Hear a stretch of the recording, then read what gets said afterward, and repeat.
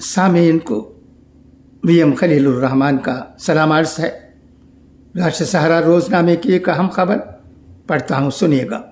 مسجد اقصیٰ کی حیثیت میں کوئی تبدیلی نہیں، نتن یاہو۔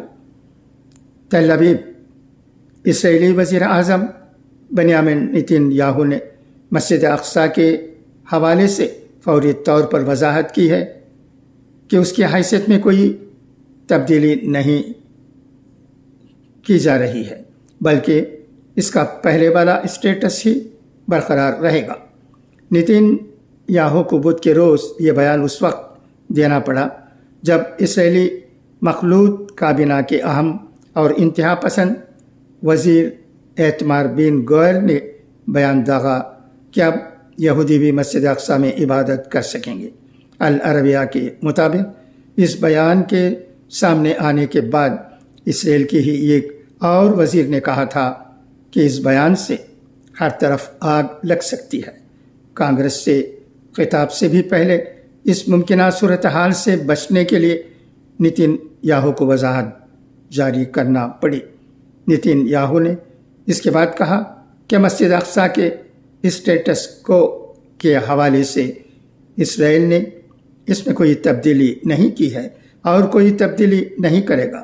نتن یاہو کے دفتر نے اس وضاحتی بیان کا اجرا نتن یاہو کے کانگریس سے خطاب سے محض چند گھنٹے پہلے کیا۔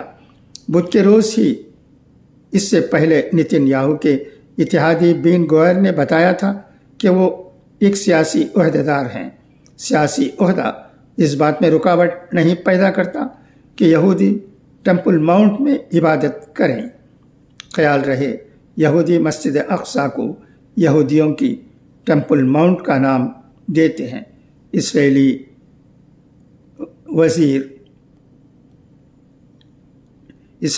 وزیر دفاع یود گلینٹ نے بن گوئر کے اس بیان پر social media platform X پر لکھا کہ بن گوئر اسرائیلی کابینہ میں بیٹھ کر مشرق وسطیٰ میں آگ لگانا چاہتا ہے۔ انہوں نے یہ بھی کہا ہے کہ تل ابیب غزہ کی پٹی کے باشندوں کو بے گھر کرنے کی کوشش نہیں کر رہا۔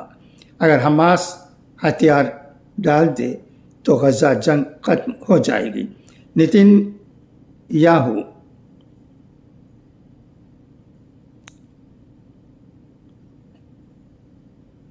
امریکہ کے دوران اپنے فوجی کارروائیوں کے لیے واشنگٹن کی حمایت حاصل کرنے کی کوشش کر رہے ہیں۔